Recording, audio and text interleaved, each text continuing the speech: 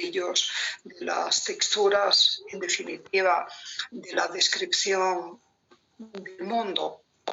Pasaremos a abordar el trabajo de otros artistas que estuvieron activos a mediados del siglo XV en distintas ciudades de Flandes, especialmente en este caso en Bruselas y en Lovaina, pero también me referiré a Conrad Dietz, que es posiblemente uno de los primeros artistas alemanes en recibir la influencia del maestro de Flemal, es decir, de Robert Campin y también de Jean Van Eyck, ya que siendo contemporáneo a ellos y no flamenco, testimonia en las pinturas que hizo Ginebra para la Catedral de San Pedro de Ginebra,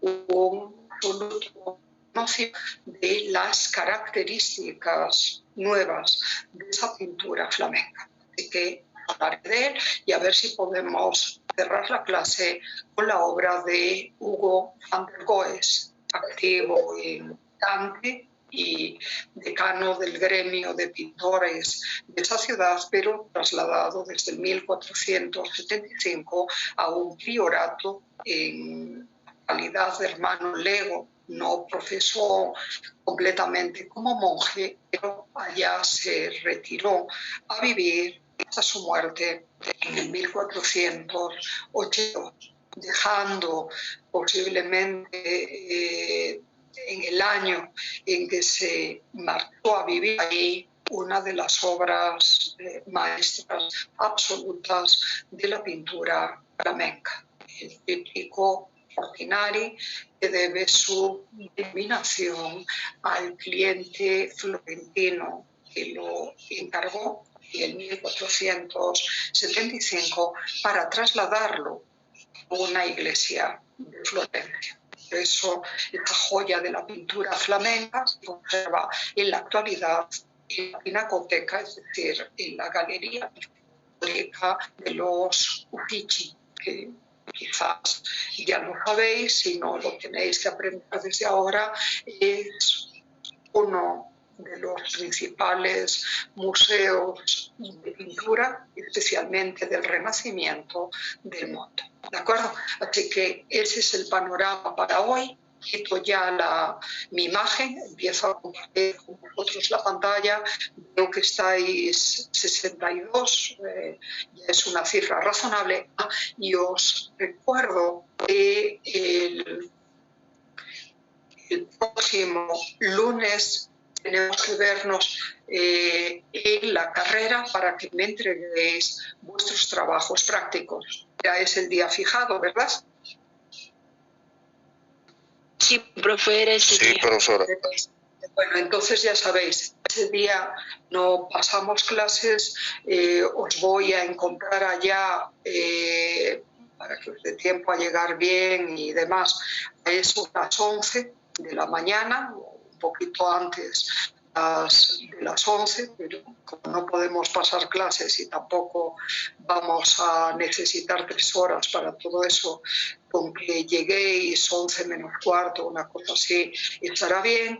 Hoy voy a dejar en la carrera el papel solicitando que se nos preste el auditorio para la recepción de trabajos, porque empezáis vosotros, luego siguen los de los demás cursos, y ya sabéis, para el examen del primer parcial también nos veremos en la carrera, pero en este caso dentro de un mes. ¿Ya lo tenéis apuntado también?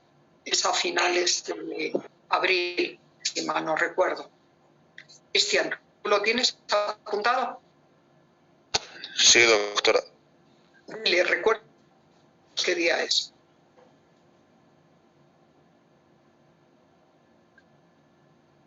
El 25 de abril. Bueno, gracias Indira por decírselo.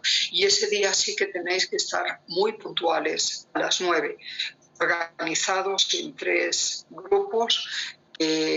Podemos empezar por los de artes, y luego seguir por los de, en principio, artes mezclado con diseño, como ya os dije, y en el último periodo entrarían los de diseño, a razón de 1 hora por grupo.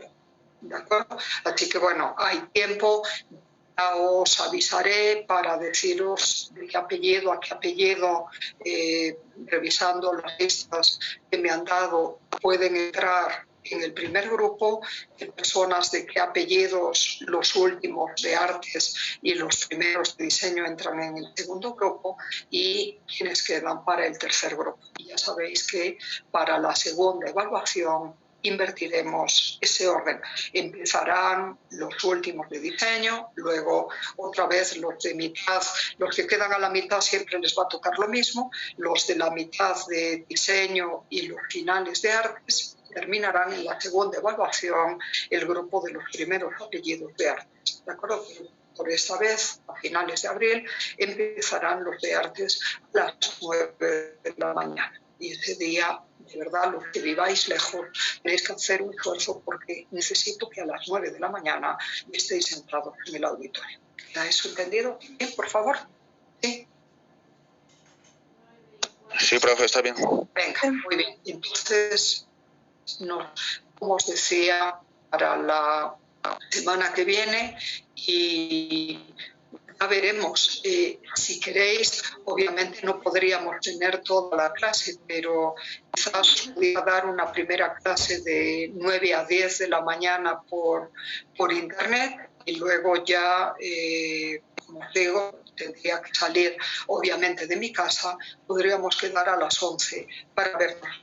¿Me lo confirmáis, por favor? Ya sabéis, tenemos 10 minutos de descanso alrededor de las 10:30. Lo pensáis, lo habláis entre vosotros para ver si os da tiempo a hacer eso, y luego llegar a las 11 a presentar los trabajos. El vídeo y empezamos la clase. Empiezo a compartir la pantalla también.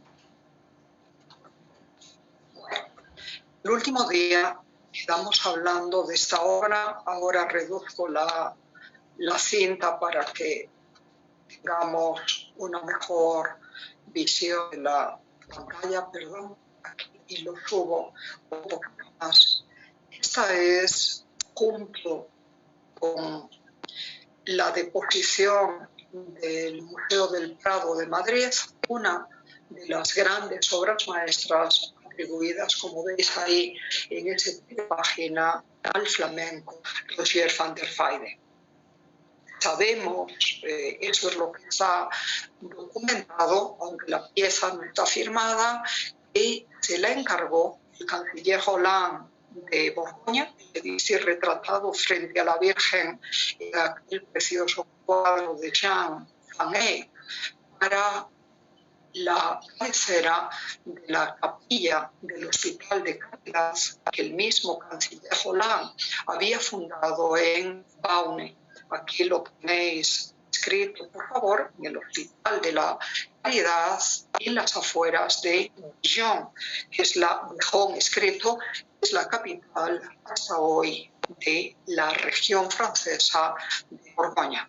Como veis, la pieza, un políptico, aunque no tan complejo como el de Dante, de los hermanos Van Eyck, se conserva in situ, y es una obra de grandes dimensiones, que mide de extremo a extremo casi 5,5 metros, y de abajo hasta arriba, como veis, un poco más de 2 metros. Con lo cual las figuras aparecen excedentes, en la mayoría de los casos son de tamaño ya cercano al natural, y eso os puede dar una idea de la impresión que podría causar en el ánimo de los pacientes atendidos en ese hospital de caridad. Tenéis que saber, eso os lo digo como conocimiento general, si bien hoy los distintos hospitales del mundo son instituciones dedicadas fundamentalmente a la restauración de la salud del cuerpo, a la curación del cuerpo, en el periodo medieval y esto siguió siendo durante el Renacimiento, se atendía en ellos también la curación del alma, las necesidades de un alma atribulada, agobiada por el dolor físico de la enfermedad, también por el temor a la muerte o a las consecuencias que pudieran derivarse de esa misma enfermedad.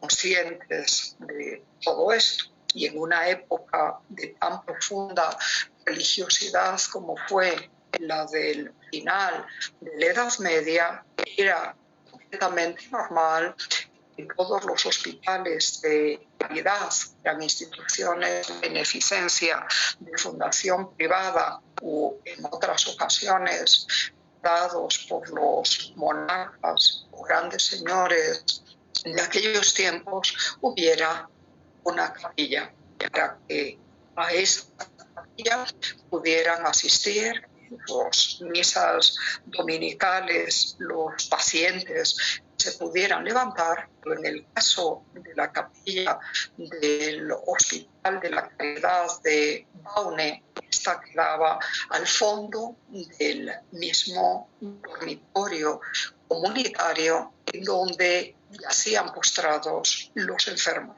que escuchaban la misa desde sus camas y que en algunos momentos podrían tratar de inclinarse en ellas, asomarse un poco, para ver al fondo justamente el altar detrás del cual estaba el retablo que os estoy mostrando. A través de él, nuestro artista Rogier van der Weyden invita a todos esos enfermos a considerar el destino de su alma, a cada uno el destino de su alma.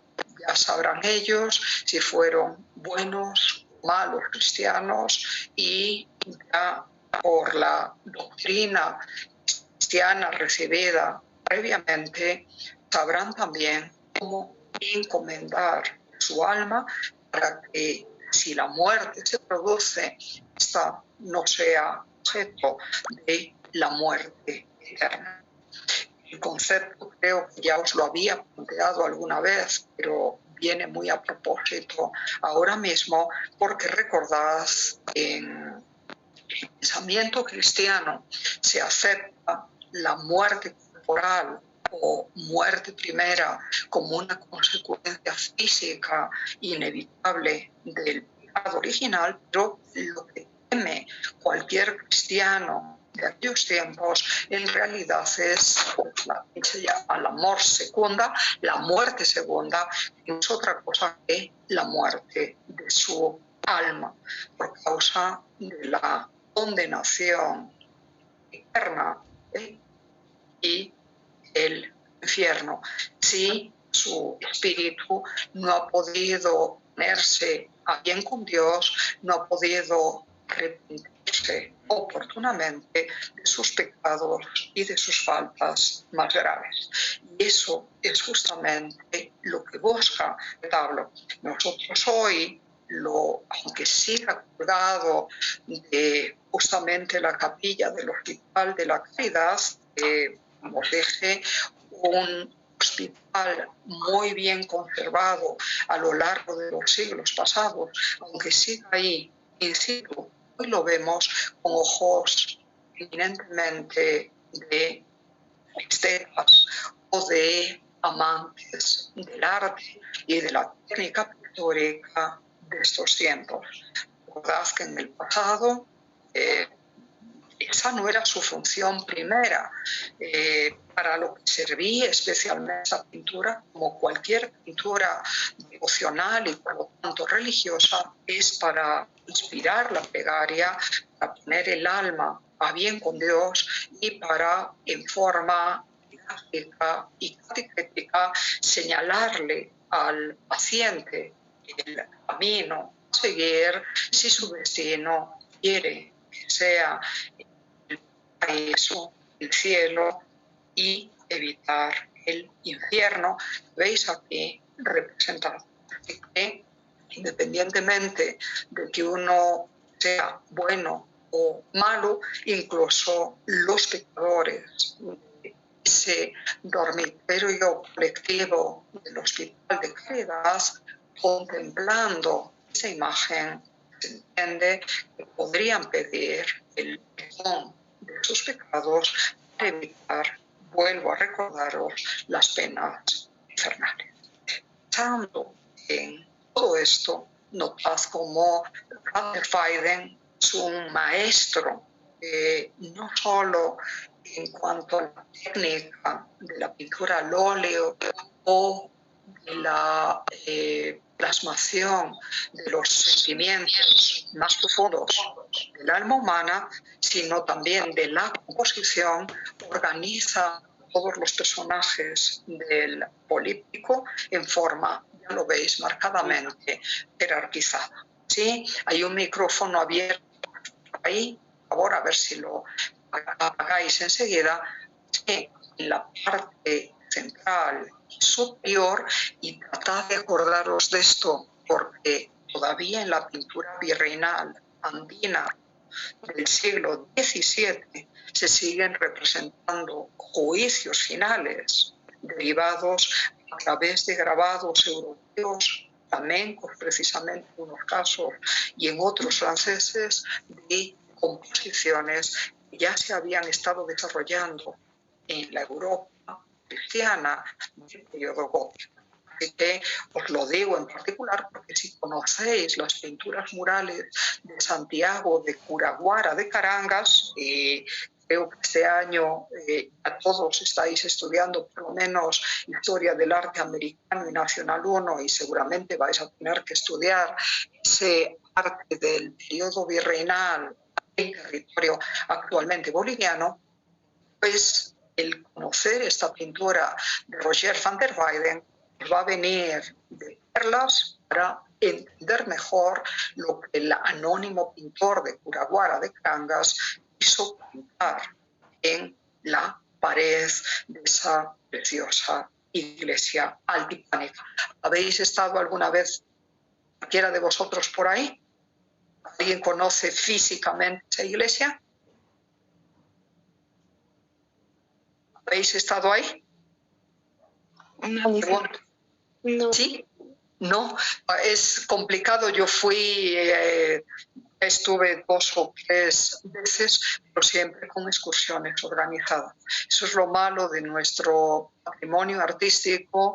La gente de los pueblos es tremendamente celosa de que malas personas quieran robarse algo de eso, y entonces las iglesias normalmente están cerradas todos los días, salvo el domingo en el día de la misa. Si uno quiere ir a visitarlas, tiene que formar parte de algún grupo bien organizado, de gente que conozca directamente al cura del pueblo, al alcalde del pueblo, como a mí me pasó la última vez. Fue una excursión organizada por Unión Latina y dirigida por Fernando Cajías, y entonces sí, nos dieron facilidades para ver todo aquello. Pero bueno, siempre que haya estas excursiones organizadas, aprovechadlas, por favor. Y si no, obviamente a mí no me corresponde, yo no doy historia de la pintura virreinal, pero si no, por favor, al menos entrad en internet, id a la biblioteca, hay libros publicados sobre Curaguara de Carangas y tratad de mirar. Y por si acaso, ya os adelanto entonces algo, porque ahí unas pinturas de estilo manierista tardío, pero muy apegadas todavía a la tradición gótica popular, con formas eminentemente aplanadas. Obviamente se ve que es un pintor que no está entrenado en la gran tradición de sugerir los volúmenes corporales, pero bueno, eso no importa para la iconografía. Vais a encontraros como que un Cristo juez, representando al resucitado envuelto en un manto carmesí, en un manto rojo, espectacular, dejando al descubierto el pecho y en él la marca de la lanzada y sosteniendo en sus manos, como veis aquí también, o por lo menos haciendo casi gesto de que la sostiene, aunque en realidad está bendiciendo con la derecha, como veis, y saliéndole de la boca, por un lado, una espada, como veréis aquí.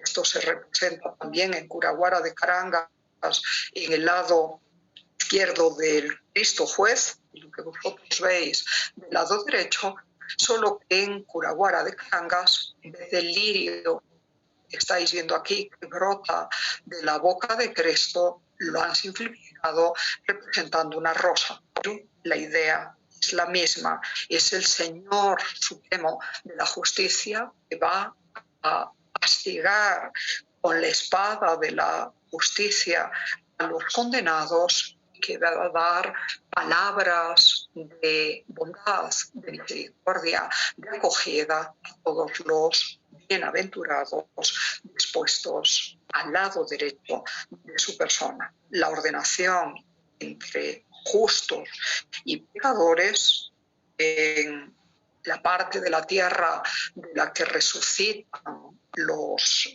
difuntos es muy clara. Sigue la tradición cristiana que ya habíais visto en los iconos bizantinos de la Segunda Edad de Oro y también en las portadas de las iglesias románicas del siglo XII o de las catedrales góticas del siglo XIII. La separación entre justos y condenados, los unos a la derecha de Dios y los otros a la izquierda, aquí sigue igual de clara. Y como veis aquí, Cristo Juez aparece sentado en toda su gloria sobre un gran arco iris. Igual todavía podríais ver en esa pintura mural de Curaguara de Carangas. Y al igual que había sucedido en las portadas dedicadas al juicio final en el románico y en el gótico, también aquí el Cristo Juez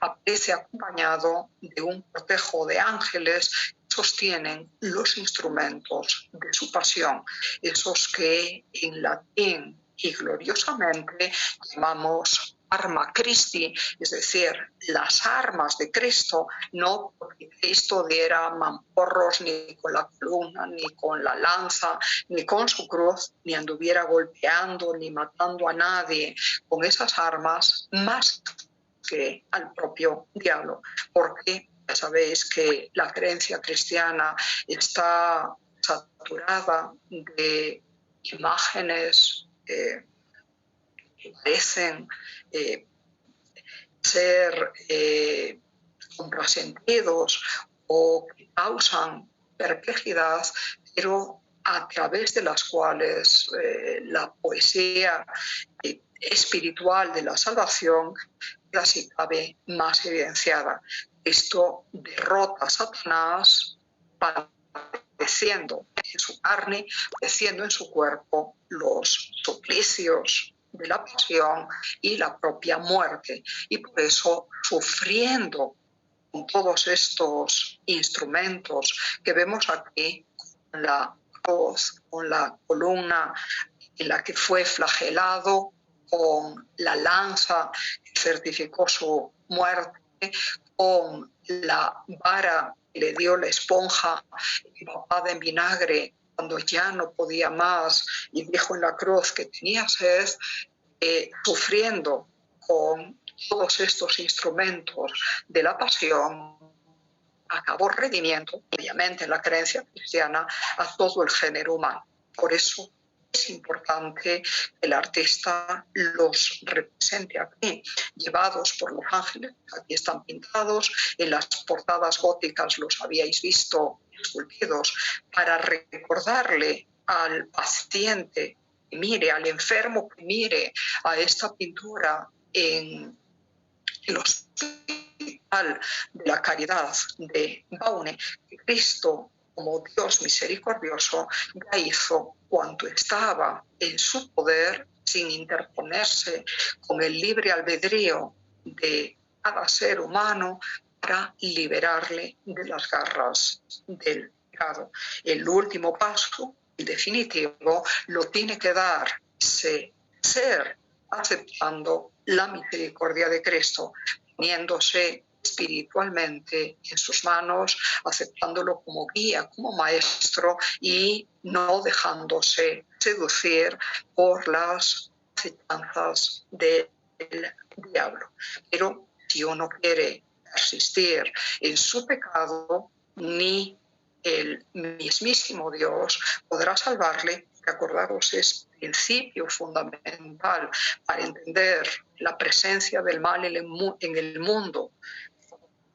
Parte de la teología cristiana, Dios respeta la libre voluntad de cada cual. Y si uno conscientemente quiere ser pecador, quiere ser una persona malvada, ni Dios va a impedirle que sea esa persona malvada. Pero si ha deseado ser así, si toda su vida se ha comportado como un malvado, que no se queje, entonces en el momento de expirar renegando de la misericordia divina, que el destino de su alma sea el infierno, como vemos aquí representado. Entonces, este tipo de composiciones pictóricas o escultóricas es muy importante, como os digo, se recalque que Cristo, para salvar a la humanidad, ha pasado por el sacrificio en tanto hombre de sí mismo y se ha inmolado ante el Padre en el altar de la cruz, justamente por esa redención de todos los otros. Por eso están aquí planteando al Supremo Juez los ángeles con los instrumentos de la pasión. Luego, para recordarnos que este Cristo es juez, también es el Señor de la vida y el Señor del mundo y de la historia, fijaros cómo sus pies se apoyan en una esfera que simboliza la tierra entera. Él está por encima de todo eso, en toda su gloria, y como veis, el artista ha recurrido a un fondo espectacularmente dorado para teñir de luz esa especie de nube que envuelve y acoge a todas las personas del cielo. Como veis, a propósito, renuncia a la representación de un cielo azul, porque le importa mucho más transmitir el mensaje de que es una esfera, un universo de lo trascendente, de lo inmaterial, de lo eterno, de lo espiritual, aquella del reino de los cielos, cuyo Señor es precisamente esto. Es ahí lo que estáis viendo. Voy a avanzar un poco más porque antes del primer corte tenemos que terminar de ver esto. Alineado con el Supremo Juez, como ya habíais visto en algunas portadas góticas, está el arcángel San Miguel, vestido con alba, que es la túnica blanca de los sacerdotes y acólitos, y cubierto con un espectacular capa pluvial que recalca su dignidad de ángel de los cielos. Una capa de damasco y bordado de oro, como veis, y seda. Luego os enseñaré más detalles. Y para insistir en esa condición de arcángel para los cristianos, defensor de los difuntos, conductor al salón del juicio final, en analogía a lo que en el mundo griego hacía el dios Hermes. Miguel es el psicopompo, el que lleva el alma al juicio, aparece, como os decía, alineado con Cristo, pero sosteniendo la balanza del juicio en sus manos, mientras que en torno a él una serie de ángeles menores tocan sus trompetas para despertar a los muertos. Planteando esta representación y mirando con ojos y gestos de imploración y de perdón al juez, a Cristo, están, ya lo sabéis, su madre María y Juan el Bautista al otro lado, integrando lo que conocemos, ya os lo volví a explicar al tratar del políptico de Gante, la plegaria perfecta, la desis. Ellos son los que particularmente interceden por los pecadores en ese último trance, para que puedan arrepentirse a tiempo y para que el juez, el Cristo, los perdone. Así que lo veis aquí. Y a los lados de María y de San Juan Bautista está una pequeña representación de los santos en el cielo. Como os dije, Roger van der Weyden se sirve de la jerarquía para otorgar el rango debido a los personajes con distintos tamaños, así que las figuras que veis más grandes, aunque estén a la derecha y a la izquierda de Cristo, al estar contra ese fondo resplandeciente y dorado celestial y al ser mucho más grandes que los resucitados de abajo, se nos da a entender que son santos. Esto no importa si están a la derecha o están a la izquierda. Y entre esos santos tenéis a los apóstoles, tenéis la representación de algunos mártires, de algunos confesores obispos y también de las vírgenes que ya os presenté al hablar de la adoración del Cordero Místico en el políptico de Gante de los hermanos Jean Fanet. Esto es un políptico, pero como veis, integrado por 3 y 3/6, la central 7, 8 y 9 tablas de distintos tamaños. Por debajo de esos santos que ya gozan de la visión beatífica de Dios en el cielo y están en su gloria, aparece la tierra muy temáticamente, muy esencialmente representada como un fondo, en este caso natural y azulado, y de esa tierra, una tierra árida, una tierra desértica y con poca vegetación, surgen los difuntos que habían sido previamente en distintos momentos de la historia enterrados en ella. Claro, los que resurgen de la tierra en el lado derecho de Cristo, los que vemos a nuestra izquierda, lo hacen con gestos de admiración, de agradecimiento, de oración hacia su Creador y Salvador. Mirad las expresiones arrodilladas, admiradas que hay ahí. Y a medida que se van levantando y van dando gracias a Dios, se van dirigiendo ya hacia el cielo, representado como una hermosa catedral, es el palacio de Dios en el otro mundo, guiados por este ángel.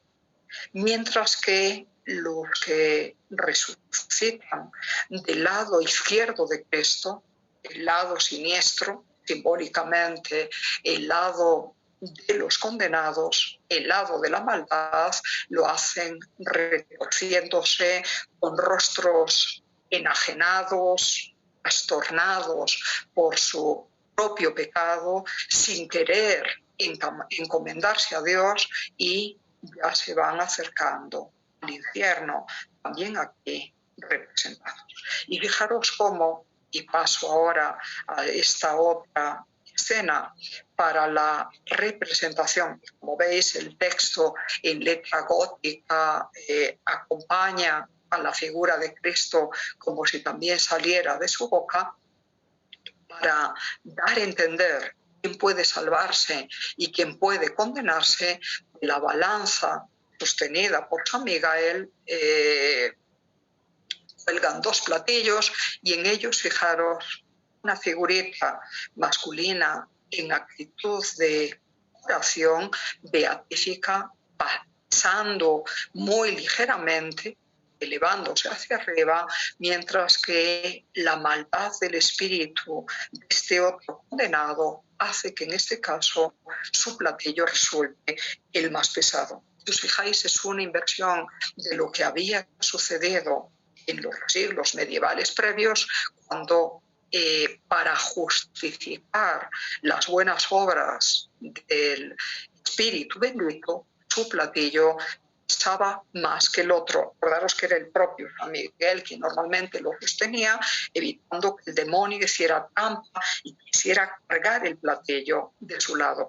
Aquí es como si las dos figuras que estamos viendo en los platillos sirvieran de modelo de advertencia para todos los que van resucitando, para que sin necesidad de andar pesando una a una el alma de cada cual, es como si cada uno de estos difuntos hombres y mujeres, viendo lo que pasa en esta balanza, ya supiera si encaminarse hacia el cielo o hacia el infierno, porque su conciencia les ha de dictar cómo se comportaron, qué pensaron, cómo fueron para nosotros allá en la tierra. Así que el bienaventurado en el platillo más alto, el condenado en el platillo más cargado y más pesado. A partir de ahí, os lo decía, se van levantando y van marchando hacia el cielo los que tenéis ahí precisamente, y se van encaminando hacia el infierno con sus llamaradas, su azufre. Acordaros, eso forma parte del imaginario cristiano. También los budistas y también los musulmanes y judíos tienen sus propias nociones de infierno. Se describe como un lugar de terror, es la Gehenna, donde reclinarán los dientes, donde será todo dolor y todo fuego, fuego espiritual. Nos acostumbramos a pensar en condiciones físicas, tal como aquí veis, pero si tenéis ocasión de mirar esto con calma, fijaros en las caras completamente trastornadas, enloquecidas de estos pecadores, en cómo se retuercen, imposibles de pedir perdón a Dios y dirigiéndose hacia este oprobioso infierno. Así es toda la pintura. Por eso, como veis, la capacidad de Rogier van der Weyden para impresionar nuestro ánimo a través de las expresiones de los rostros y del movimiento del cuerpo, mucho más dramáticos que en el arte más sereno, más contenido de Jan van Eyck, es muy claro. Por eso, aunque sus cuadros no estén firmados, es relativamente fácil.